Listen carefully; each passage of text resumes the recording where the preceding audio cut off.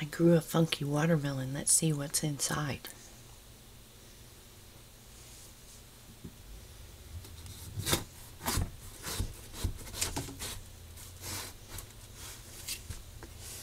This is a yellow one.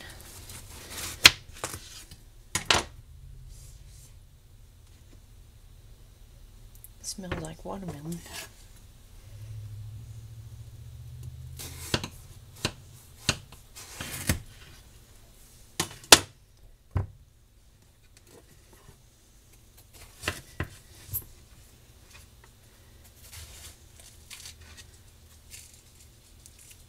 Just taste it.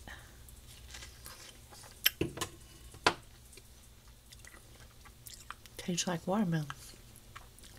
So, just wanted to show you I grew a funky watermelon.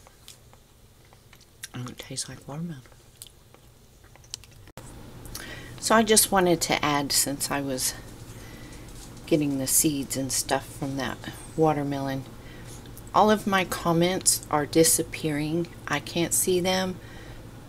I don't know if you can see your comments, but yeah, all my comments today are disappearing on my videos. So it's not me, it's YouTube.